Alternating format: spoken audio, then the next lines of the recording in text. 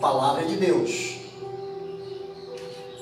E em breves palavras, eu quero trazer para você, enfatizar sobre 4 tópicos dentro desse texto. Nós não vamos falar de todas, porque vai demorar muito, mas nós vamos enfatizar os seguintes termos: pobre de espírito, primeiro; misericordioso, segundo; terceiro, limpo de coração; quarto, pacificador. Observe que esses termos se distinguem um do outro. Cada um tem sua importância e nós vamos, passo a passo, aprender a importância de cada tópico desse.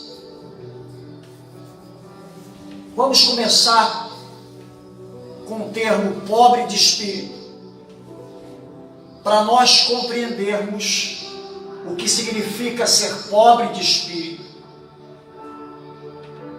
A gente primeiro tem que entender o que não é ser pobre de espírito. O que não é, então, ser pobre de espírito? Ser pobre de espírito não é ser pobre espiritualmente, isto é, eu não jejuo, eu não oro, eu não leio a Bíblia, por isso eu sou pobre de espírito. Não. Ser pobre de espírito não é ser pobre financeiramente. Nada a ver. Ser pobre de espírito não significa aquela pessoa que tem a autoestima achatada, baixa. Não é isso. Há um termo, a expressão, melhor dizendo, pobre de espírito, no hebraico, significa aquele que se inclina quando o vento passa. Olha isso. Já passou isso pela sua cabeça? O termo pobre de espírito no hebraico significa aquele que se inclina quando o vento passa. Então subentende-se que pobre de espírito é uma pessoa inclinável ao Espírito Santo. O vento aqui, ele representa o Espírito Santo.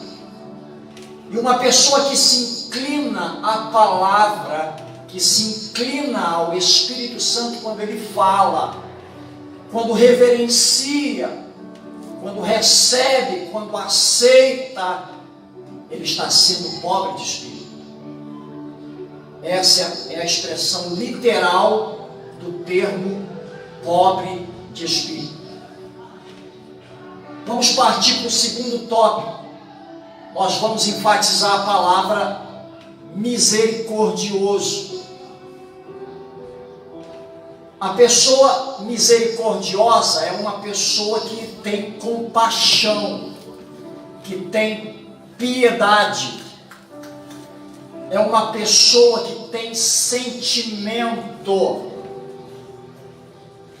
Agora, para falar sobre misericórdia, a misericórdia ela está intrinsecamente ligada ao perdão. Se eu não perdoo,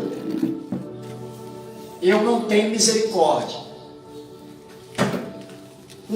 Esse termo, misericórdia, ele nos remete ao credor compassivo, que é uma parábola. Essa parábola, ela fala de um rei que resolve fazer contas, né? E percebe que tem muita gente devendo no reino. E ele descobre alguém que está devendo 10.000 talentos e manda chamar essa pessoa.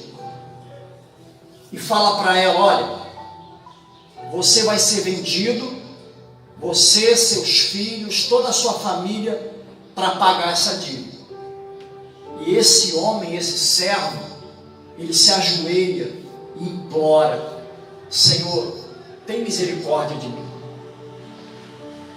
Seja generoso para comigo, porque eu vou te pagar, me dá tempo. Por favor, me dá tempo para te pagar. E aquele senhor, aquele rei, ele se comove, ele se compadece e perdoa aquela dívida. E aquele homem então vai embora aliviado, com a sua dívida perdoada. Só que quando ele sai na rua, ele encontra alguém que está devendo a ele. Só que uma importância bem pequenininha. E ele pega aquela pessoa pelo colarinho e sufoca. E diz para ele: paga o que você me deve agora. E aquele homem, sendo sufocado, diz: por favor, tem misericórdia de mim, seja generoso para comigo, porque eu vou te pagar tudo que eu te devo. Mas ele não tem misericórdia, ele diz: não, paga, eu não tenho como. Ele pega aquele homem e manda encerrar ele na prisão. Só que as pessoas em volta viram e vão comunicar isso com o rei. E quando ele chega diante do rei, o rei diz para ele: servo malvado, perdoei toda aquela dívida, e você poderia ter feito o mesmo com seu companheiro. Aí ele vai e diz para os guardas: lança ele agora para os atormentadores, até que ele possa pagar o que deve. Deixa eu falar algo para a sua vida. Esse rei representa Deus. Ele é bom, ele perdoa, mas se você não perdoar, você não vai ser perdoado. Olha o que diz a palavra em Tiago 2,13. Tiago 2,13. O juízo será sem misericórdia sobre aquele que não faz misericórdia. Então, meu irmão, minha irmã, não basta levantar a mão e dar glória a Deus. Tem que perdoar, tem que liberar perdão, porque além de você ir para o inferno, se você não perdoar, você vai adoecendo cada vez mais. Vamos partir para o terceiro tópico dessa palavra.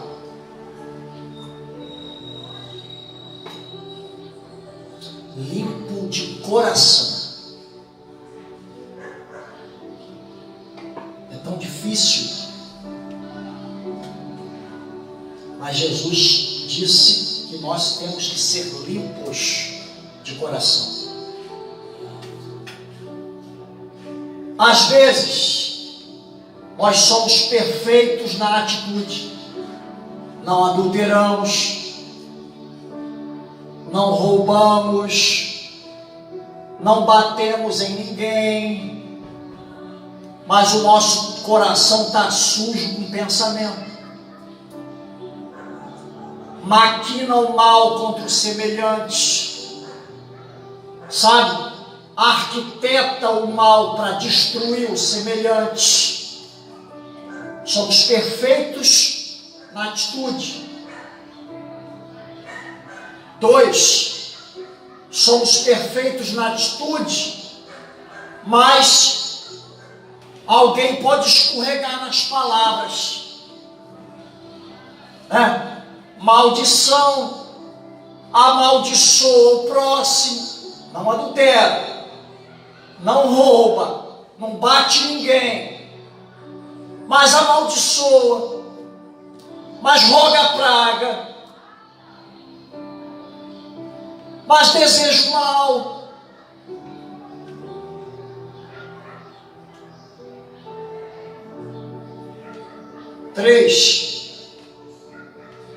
Não adianta ser bom nas atitudes e ser péssimo no sentimento. Sentimento de ódio. Eu odeio aquela pessoa.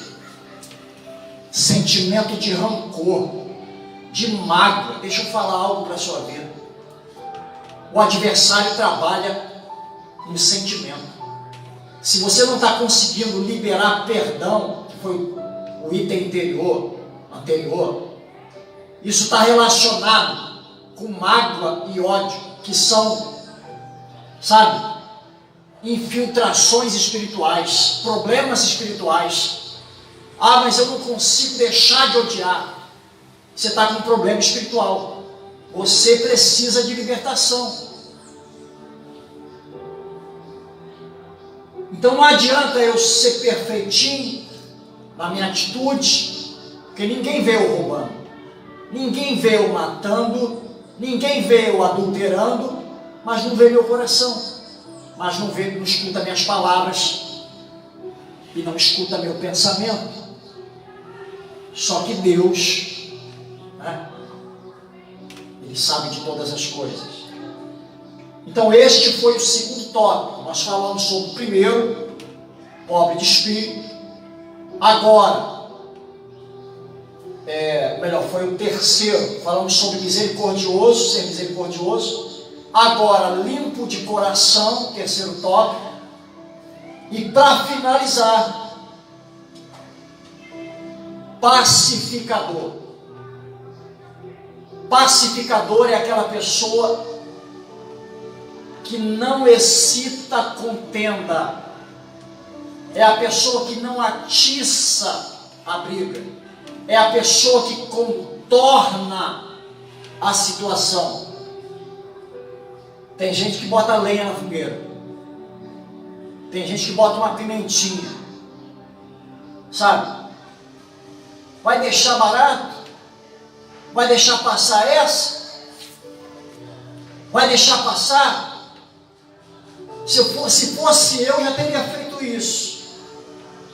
Essa pessoa é o oposto de ser uma pacificadora. Foge